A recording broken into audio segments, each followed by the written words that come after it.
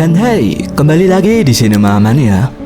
Pernah ngebayangin gimana jadinya kalau semua orang menganggapmu bodoh dan lemah hanya karena kamu sedikit berbeda dari mereka? Mereka menertawakanmu, juga meremehkanmu, dan yakin kalau kamu tak akan pernah bisa melakukan apapun.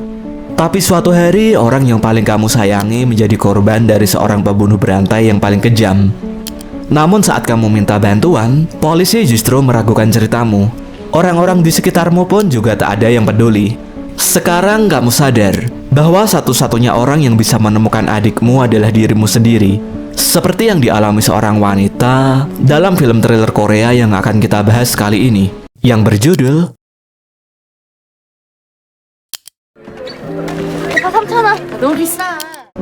Cerita ini mengikuti kisah seorang wanita yang bernama Bokson. Sejak kecil, Bokson mengalami keterbelakangan mental ringan. Setelah ibunya tanpa sengaja menjatuhkannya saat masih bayi, hingga kepalanya terluka. Sejak saat itu banyak orang meremehkan dan menganggapnya bodoh. Padahal Bokson hanyalah wanita sederhana yang memiliki hati yang sangat baik. Setiap hari, Bokson bekerja di pasar tradisional berjualan sayuran segar. Meski hidupnya serba pas-pasan, tapi dia selalu menjalani hari dengan senyuman. Tak ada yang berbeda pada pagi itu. Suasana pasar tetap ramai seperti biasanya. Sementara Bokson sibuk melayani para pembeli yang datang silih berganti. Namun semuanya berubah ketika dia meninggalkan lapaknya sebentar. Dia tak terima. Tempat berjualan yang sudah dia tempati sejak kecil diganggu ormas yang ingin mengangkut dagangannya. Namun kemudian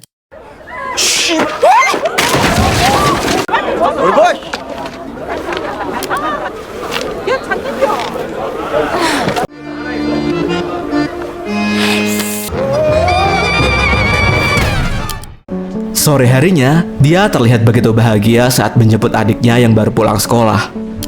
Walau Bokson memiliki keterbatasan, tapi dia tetap bekerja keras demi membiayai pendidikan Junjong hingga hampir lulus SMA. Dengan antusias, Bokson lalu menceritakan keributan yang terjadi di pasar tadi. Mereka pun mengobrol dan tertawa bersama. Di balik segala kekurangan yang dimiliki Bokson, dia hanya memiliki satu harapan sederhana, yaitu melihat Junjong tumbuh dengan baik dan memiliki masa depan yang jauh lebih indah daripada dirinya. Scene kemudian berpindah. Di sebuah perusahaan, terlihat seorang pria bernama Iksang sedang duduk di hadapan bosnya. Dengan serius, dia mendengarkan setiap perkataan pria itu. Sang bos mengatakan bahwa ada seorang wanita yang menyimpan rekaman rahasia miliknya. Karena tak ingin rekaman itu nantinya tersebar dan bisa menghancurkan reputasinya, dia lalu menyiapkan sebuah tas berisi uang. Tugas Iksang sangat sederhana. Dia hanya perlu mengantarkan uang itu, lalu menukarnya dengan HP milik wanita yang berisi rekaman rahasia itu. Tanpa banyak bicara, Iksang langsung menerima perintah barusan dan segera pergi dari sana. Namun tak lama kemudian, di tempat lain, Iksang justru mengkhianati kepercayaan bosnya. Tanpa sedikit pun merasa bersalah, dia justru menggunakan sebagian uang itu untuk melunasi hutang kepada sebuah geng kriminal yang sudah jatuh tempo. Setelah urusannya selesai, Iksan terlihat mendatangi sebuah klub malam. Di sana dia bertemu dengan seorang pria yang sudah lama tak ditemuinya. Pria itu adalah adiknya sendiri, yaitu Taeso. Sudah bertahun-tahun lamanya mereka hampir tak pernah bertemu. Bukan tanpa alasan, selama ini Iksan sengaja menjaga jarak karena takut pada adiknya sendiri. Tanpa berbasa-basi, Iksang langsung meminta bantuan. Dia menyuruh Taeso mengambil sebuah HP milik seorang wanita. Namun dia memohon agar jangan sampai wanita itu terluka. Mendengar permintaan tersebut, Taeso hanya tersenyum tipis, seolah pekerjaan itu bukanlah sesuatu yang sulit baginya. Namun di tengah percakapan, suara ribut dari meja sebelah mulai mengganggu suasana. Wajah Taeso perlahan berubah kesal. Dan kemudian 그 씨발 것들 존나 따드네! 아저씨 진정하세요. 장난친 거예요.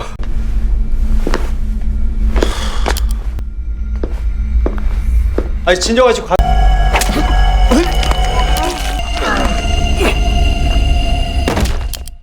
Setelah keributan selesai, mereka kembali duduk seperti tak terjadi apapun.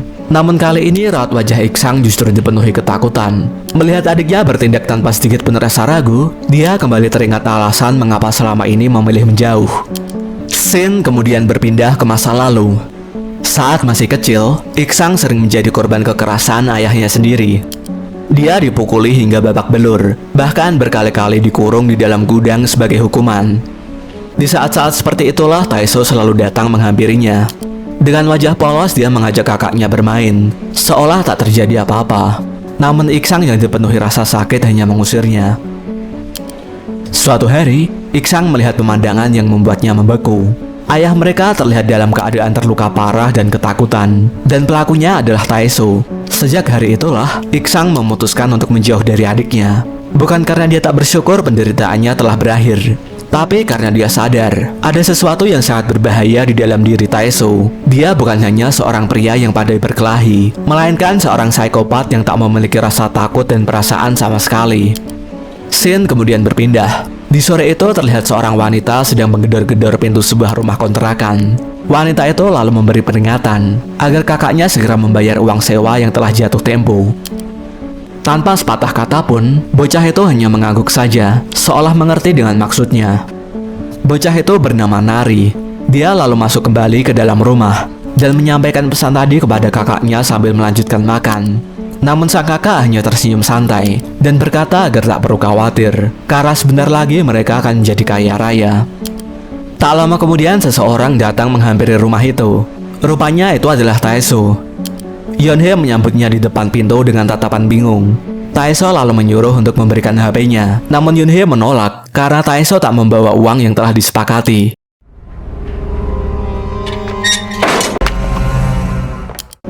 Di saat yang sama, Nari yang sedang mencuci piring di dapur mendengar suara aneh kakaknya dari ruang tamu.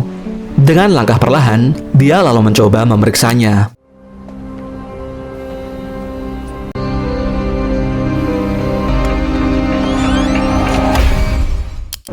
Namun betapa terkejutnya Nari, di hadapannya kini berdiri seorang pria asing yang sangat menakutkan, sementara kakaknya sudah tergeletak tak bergerak di lantai. Dalam perjalanan pulang, Taeso yang masih dipenuhi amarah langsung menghubungi Iksang.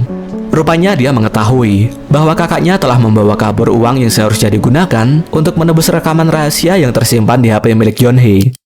Tak lama kemudian Taeso sudah berada di dalam rumah. Dengan wajah tenang, dia duduk tepat di hadapan Nari yang kini hanya bisa menangis ketakutan. Namun alih-alih langsung menghabisinya, Taeso justru mengajak Nari memainkan sebuah permainan yang simpel namun kejam.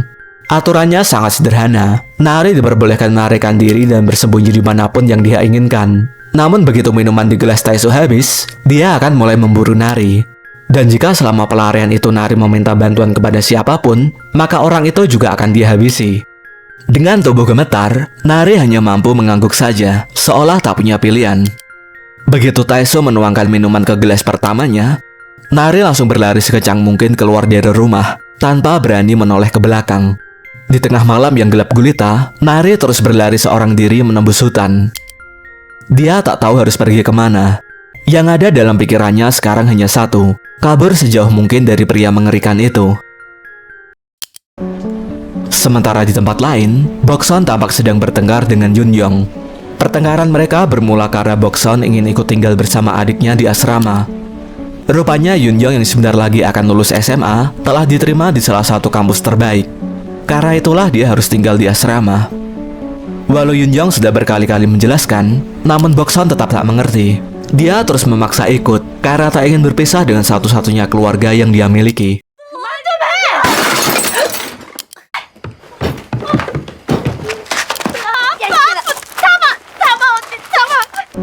Pertengkaran antara kakak dan adik itu pun terus berlanjut. Mereka saling kejar-kejaran sambil melampiaskan kekesalan masing-masing. Namun semuanya mendadak berhenti saat mereka melihat seorang bocah perempuan yang tampak sendirian dan ketakutan. Mereka lalu mengajak Nari masuk ke dalam sambil makan malam bersama. Namun di momen ini Nari hanya terdiam sambil meneteskan air mata saat Bokson dan Junyoung mencoba bertanya tentang siapa dirinya dan bagaimana dia bisa sampai di tempat ini. Nari sama sekali tak menjawab. Karena hari sudah semakin larut, mereka pun memutuskan untuk menjaga bocah itu malam ini. Ketiganya lalu tidur bersama dalam satu ruangan dan memutuskan untuk mencari jawabannya esok hari saja. Keesokan paginya, di tengah suasana yang masih diselimuti kabut lebat, Bokson mengantar Junyoung berangkat sekolah seperti biasa. Sekaligus dia berniat mengajak Nari pergi ke kantor polisi untuk membuat laporan. Namun di tengah perjalanan, Bokson baru teringat kalau baju olahraga Yunjong masih tertinggal di rumah. Dia pun berlari kembali untuk mengambilnya. Sementara Yunjong dan Nari melanjutkan perjalanan dengan berjalan santai, agar nantinya Bokson bisa menyusul. Namun kemudian,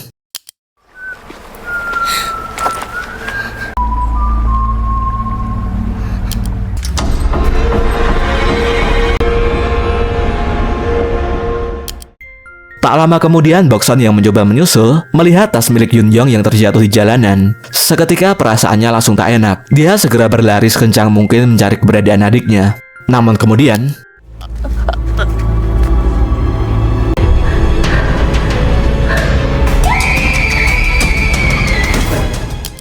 tanpa membuang waktu, Bokson segera menggendong Yunjong yang sudah pingsan. Namun tempat itu begitu luas, dan tenaga Bokson perlahan mulai habis. Dia sudah tak sanggup lagi menggendong adiknya. Dengan sangat terpaksa, Bokson meletakkan Yunjong di bawah sebuah pohon yang menurutnya cukup aman, lalu berlari mencari bantuan. Sayangnya tak lama setelah Bokson pergi, Taeso berhasil menemukan Yunjong yang kini sendirian. Kecerobohan Bokson itu harus dibayar sangat mahal, karena saat dia kembali bersama seorang polisi, Yunjong sudah menghilang tanpa jejak. Bokson hanya bisa menangis sambil terus memanggil nama adiknya. Sementara polisi yang datang bersamanya mulai meragukan cerita yang disampaikan Bokson.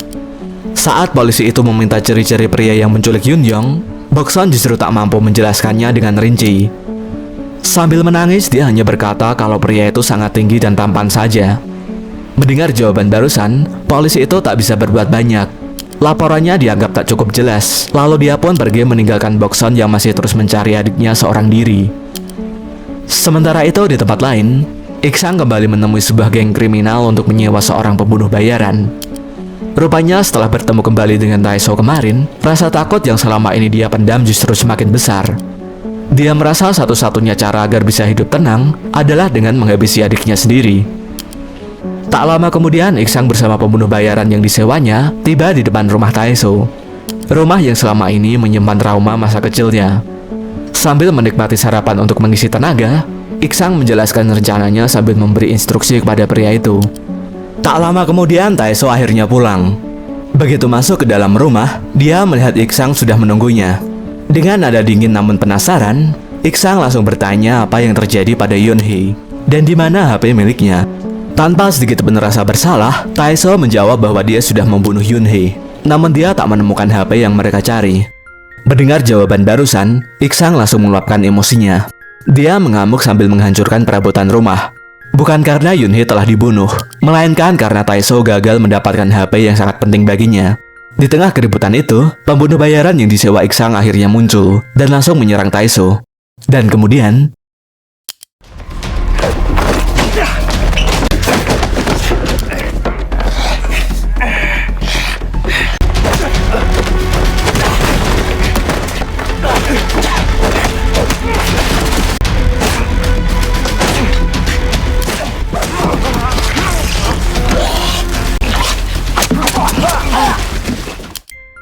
namun tak lama kemudian, rasa penasarannya membuat Iksang kembali mengintip ke dalam rumah.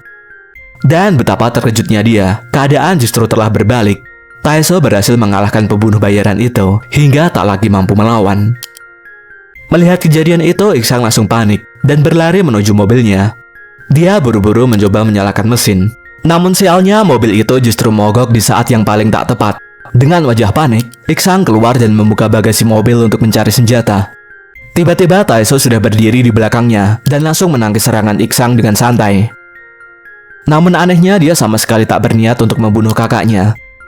Dengan nada santai, Taeso hanya berkata agar malam nanti Iksang datang ke rumah ibu mereka untuk makan malam bersama. Iksang hanya bisa mengangguk pelan, meski masih diliputi ketakutan, tapi setidaknya dia masih merasa lega karena nyawanya masih diselamatkan. Malam harinya, mereka berdua berkumpul di rumah sang ibu untuk makan malam. Di tengah suasana itu, Taeso menyerahkan sejumlah uang dan sebuah hadiah kepada ibunya. Sang ibu pun langsung tersenyum bahagia. Sementara itu, Iksang hanya terdiam, sebab dia tahu betul uang yang diberikan Taeso kepada ibu mereka sebenarnya adalah uang yang seharusnya dia gunakan untuk membayar pembunuh bayaran tadi. Setelah makan malam selesai, Taeso berpamitan dan pergi begitu saja. Sikapnya seolah menunjukkan bahwa dialah orang yang paling berkuasa. Begitu Taeso pergi, Iksang lalu meluapkan emosinya. Dia langsung menghancurkan hadiah yang baru saja diberikan kepada ibunya. Sementara sang ibu hanya bisa berusaha menenangkan putra sulungnya yang dipenuhi rasa takut dan kebencian terhadap adiknya sendiri. Sementara itu di tempat lain, Bokson dengan polosnya mendatangi seorang dukun. Dengan penuh harap, dia meminta wanita tua itu untuk meramal di mana keberadaan Yunjong. Sang dukun hanya terdiam beberapa saat, lalu perlahan mengangkat jarinya sambil menunjuk ke arah hutan yang berada di pegunungan. Di tengah gelapnya hutan, Bokson terus mencari adiknya seorang diri. Tiba-tiba dia melihat sosok Yunjong berdiri di kejauhan. Dengan wajah penuh haru, Bokson langsung berlari dan memeluk adiknya seerat mungkin, seolah melepas semua rasa rindu dan kekhawatiran yang selama ini dia rasakan. Namun semua itu hanyalah mimpi. Bokson lalu terbangun dari tidurnya. Dia kemudian keluar rumah dan melihat bocah itu sedang sendirian di luar. Emosi yang selama ini dia pendam akhirnya meledak. Sambil menangis, Bokson terus menghujani Nari dengan berbagai pertanyaan dan terus menyalahkan dirinya. Karena rasa bersalah, Nari akhirnya menceritakan semuanya, mulai dari apa yang terjadi pada kakaknya hingga bagaimana psikopat itu akhirnya mengincarnya. Suasana pun menjadi haru. Tak lama setelah itu, Bokson kembali menemui dukun tadi. Kali ini dia mendapat sebungkus racun yang konon dapat membunuh siapa saja yang memakan atau meminumnya. Rupanya Bokson telah bertekad untuk menemukan pria yang menculik Yunjong, dan dia mulai menyiapkan segala sesuatu yang diperlukan untuk membalas dendam. Dengan bantuan Nari, Bokson mulai berlatih di malam itu. Meski malam semakin larut, namun keduanya tetap berlatih tanpa mengenal lelah. Bokson ingin memastikan dirinya cukup kuat untuk menghadapi psikopat itu.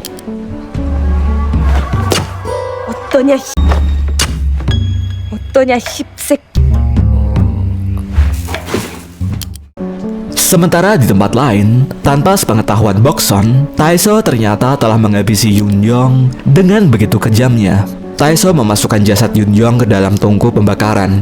Dia lalu membakarnya hingga tak menyisakan apapun selain abu.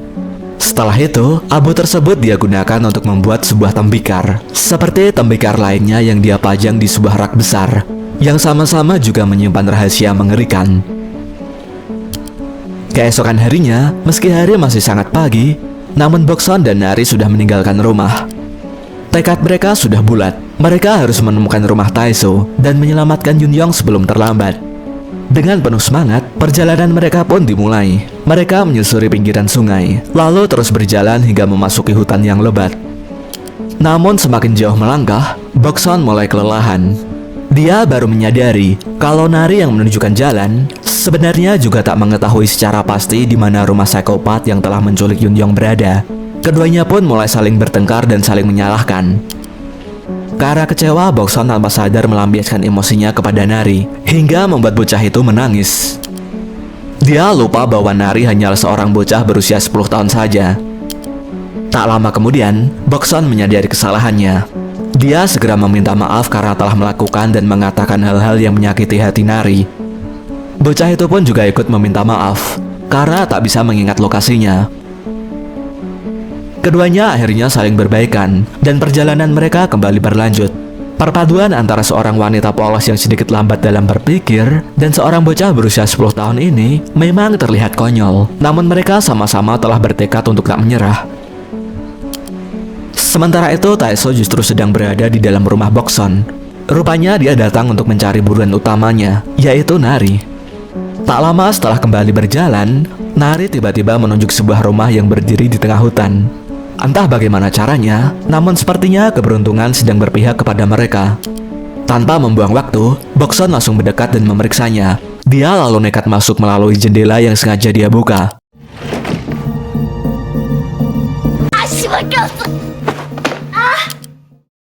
Suasana rumah itu begitu sunyi, seolah tak ada seorang pun di dalamnya. Bokson mulai memeriksa setiap ruangan. Sementara Nari yang takut memilih tetap berada di luar sambil berjaga-jaga jika ada seseorang yang datang. Tak lama kemudian, Bokson menemukan sebuah ruangan rahasia di lantai bawah. Dia segera turun untuk memeriksanya. Di dalam ruangan itu, tersusun rapi ratusan tembikar di sebuah rak besar, yang membuat bulu kuduknya semakin merinding. Di setiap tembikar, tertulis nama orang yang berbeda-beda. Lalu di salah satu rak yang masih kosong, Bokson menemukan sebuah label bertuliskan nama Yunjong. Dia hanya bisa terdiam kebingungan, seolah tak mengerti dengan maksudnya. Dia lalu kembali memeriksa ruangan itu.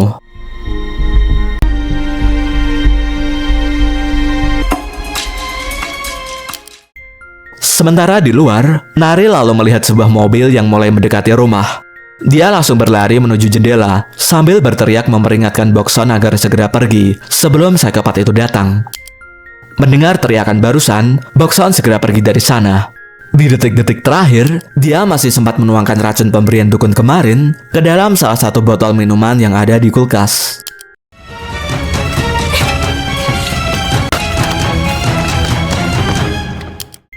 Tak lama kemudian Taeso masuk ke dalam rumah. Dia yang tampak kelelahan, tanpa rasa curiga langsung mengambil botol minuman dari dalam kulkas. Dan kemudian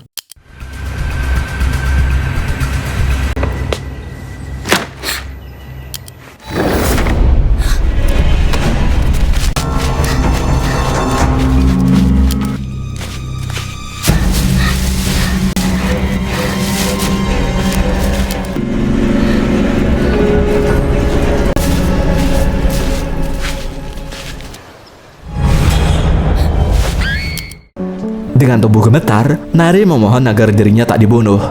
Dia kemudian mengatakan bahwa dirinya mengetahui di mana HP milik kakaknya yang selama ini dicari Taeso. Mendengar hal barusan, Taeso tak jadi membunuhnya. Dia lalu menghubungi Iksang untuk menyampaikan kabar barusan. Di saat yang sama, Bokson diam-diam mengintip dari balik jendela. Dia lalu berjanji akan menyelamatkan Nari apapun yang terjadi. Tak lama kemudian sebelum mereka pergi, Nari diam-diam mengambil sebuah pena yang ada di atas meja.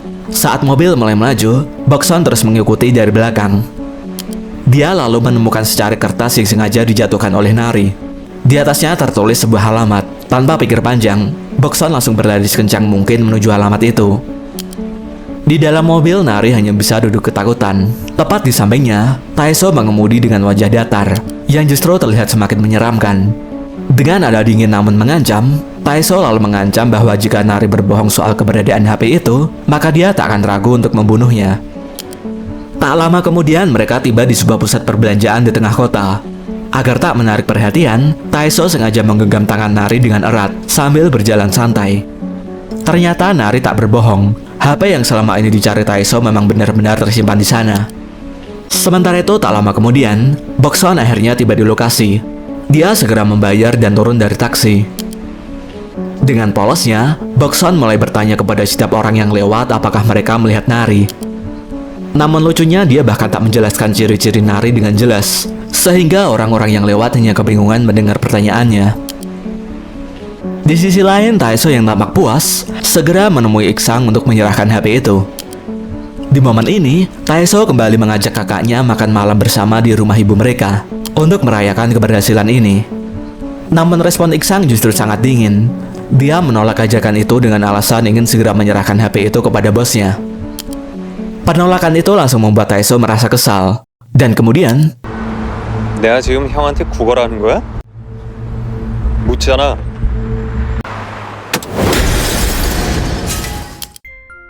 di tengah kekacauan itu, Nari melihat kesempatan untuk melarikan diri. Secara kebetulan, dari seberang dia melihat Bokson yang sedang mencarinya. Tanpa pikir panjang, Nari langsung berlari menyeberang jalan, tanpa memedulikan kendaraan sekitar. Dan kemudian,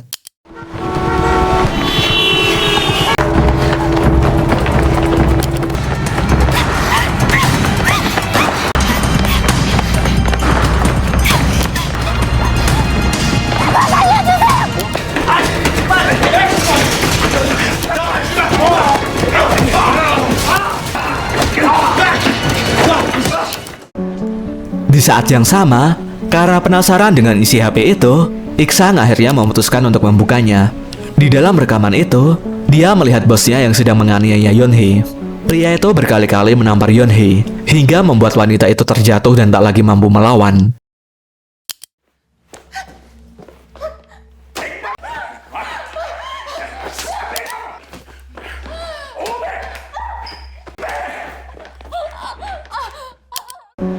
Setelah menyaksikan rekaman barusan, Iksang langsung menghubungi bosnya. Dengan nada mengancam, dia mengaku sudah melihat isi rekaman itu. Lalu dia meminta bosnya untuk malam ini datang ke restoran milik ibunya. Bosnya hanya terdiam. Dia tak menyangka bahwa orang kepercayaannya sendiri kini justru berbalik mengkhianatinya demi sebuah uang. Sementara itu, Bokson dan Nari akhirnya tiba di sebuah kantor polisi. Namun sayangnya kantor itu sedang tutup karena sedang direlokasi. Setelah menunggu beberapa saat di depan gedung, mereka pun memutuskan untuk mencari kantor polisi lainnya. Di sisi lain, Taeso akhirnya berhasil mengalahkan para tentara yang sempat menghalanginya. Namun sayangnya dia kini telah kehilangan jejak Bokson dan Nari. Sementara itu, Bokson dan Nari terus berjalan tanpa tujuan di tengah kota. Langkah mereka lalu terhenti saat melewati seorang pedagang makanan. Perut Bokson sudah keroncongan karena sejak pagi belum makan apapun. Namun karena tak memiliki uang sama sekali, pedagang itu langsung mengusir mereka. Bokson dan Nari kembali berjalan menyusuri jalanan kota dengan perut kosong. Sementara itu di tempat lain, Iksang kembali bertemu dengan geng kriminal yang sebelumnya dia datangi. Kali ini mereka bertemu di restoran milik ibunya. Di sana Iksang menjanjikan sejumlah uang yang sangat besar agar mereka mau membantu membunuh Taeso di tempat ini. Setelah semuanya disepakati, Iksang meminta ibunya menelpon Taeso dan mengundangnya makan malam bersama. Tanpa menaruh curiga sedikit pun, Taeso justru merasa senang. Dia mengira malam ini akan menjadi kesempatan untuk kembali berkumpul dengan ibu dan kakaknya. Sementara itu, Bokson dan Nari terus berjalan menyusuri gang-gang kota. Di tengah perjalanan, Bokson kembali mengeluh. Dia sudah terlalu lapar, hingga merasa tak sanggup lagi melanjutkan perjalanan. Walau usianya sudah dewasa, namun cara berpikirnya masih seperti anak kecil.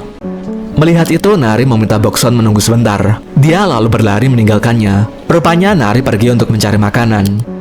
Beruntung dia lalu menemukan beberapa makanan yang ditinggalkan di atas sebuah meja.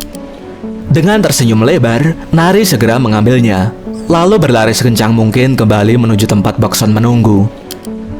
Namun saat dia tiba, Bokson justru sudah tak ada. Seketika Nari khawatir dan hanya bisa menangis. Dia mengira Taeso telah membawa Bokson pergi. Untungnya tak lama kemudian, Bokson muncul sambil berlari menghampirinya. Rupanya Bokson juga panik mencari Nari, karena bocah itu tiba-tiba menghilang. Nari lalu menjelaskan bahwa dia hanya pergi mencari makanan saja.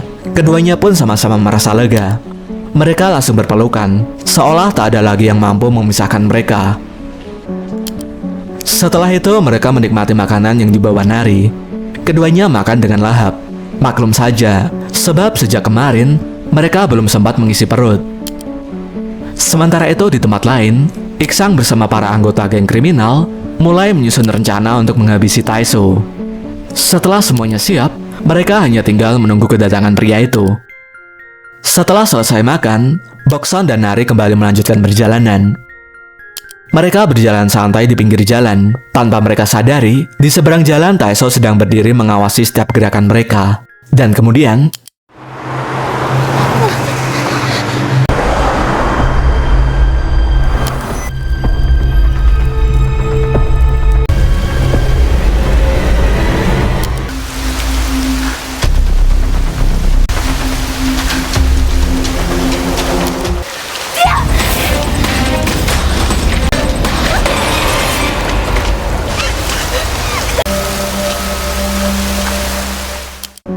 di tengah ramainya kantor polisi dan hujan deras yang masih mengguyur di luar, Bokson dan Nari memutuskan menunggu di sana.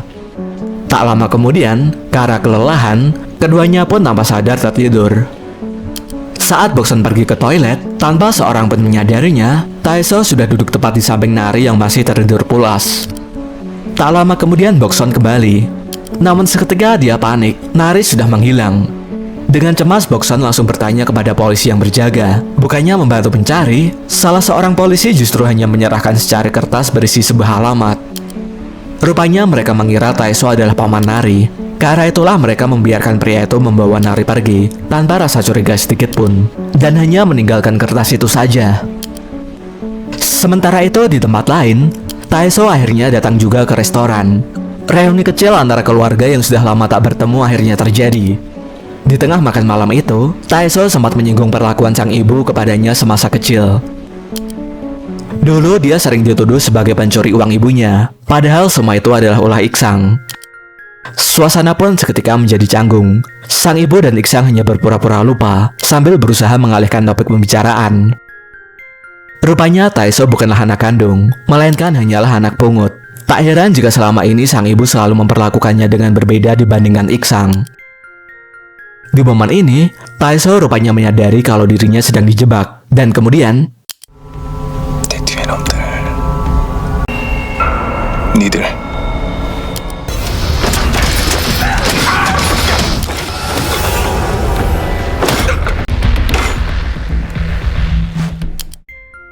setelah itu Taeso kembali duduk di meja makan seolah tak terjadi apa-apa.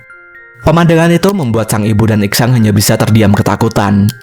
Namun yang mengejutkan, Taeso malah tertawa dan berkata kalau dia masih menganggap mereka sebagai keluarganya.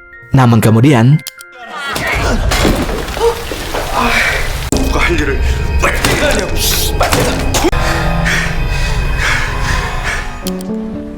Iksang kemudian memasukkan tubuh Taeso ke dalam mobil. Namun saat membuka bagasi, dia terkejut karena menemukan seorang bocah yang ada di dalamnya. Bocah itu ternyata adalah Nari. Karena merasa kasihan, ditambah hujan di luar turun dengan begitu deras, Iksang akhirnya membawa Nari masuk ke dalam restoran dan memberinya tempat untuk berteduh. Sementara itu di tempat lain, Bokson sedang dalam perjalanan menuju alamat yang tertulis di dalam kertas yang tadi ditinggalkan Taeso. Namun di tengah perjalanan, supir taksi menyadari kalau Bokson sama sekali tak memiliki uang untuk membayar ongkos. Dengan kesal, sopir itu menghentikan mobilnya dan memaksa Bokson turun dengan menyeretnya. Namun Bokson terus memohon sambil menangis. Melihat kepolosan gadis itu dan tekadnya yang kuat, sang supir akhirnya merasa kasihan dan memutuskan untuk tetap mengantarnya sampai tujuan. Sementara itu di dalam restoran, suasana mulai memanas. Iksang bersikeras mengusir Nari karena tak ingin bocah itu berada di sana. Namun sang ibu merasa tak tega dan berusaha melindungi Nari. Dan tiba-tiba,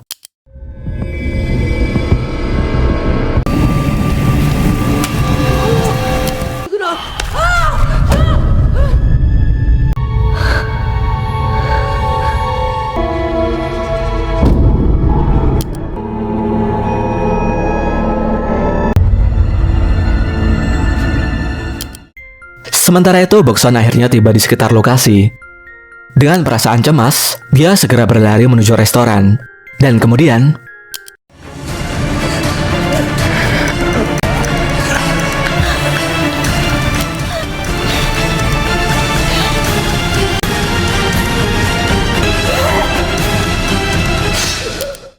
Bokson segera menghampiri dan menolong Nari yang terlihat tak sadarkan diri.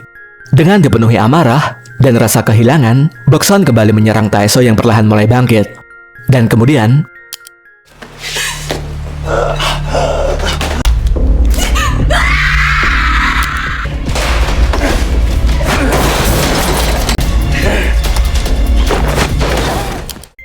meski tubuhnya sudah dipenuhi luka, namun psikopat itu masih mampu memberikan perlawanan sengit.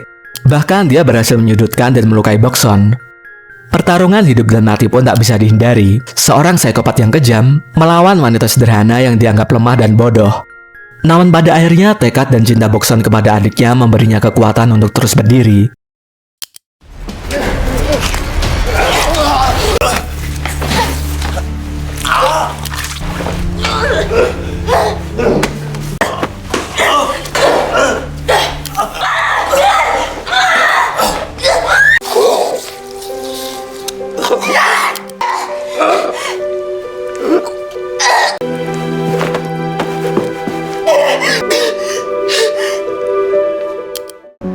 Setelah pertarungan panjang, Taeso akhirnya berhasil dikalahkan.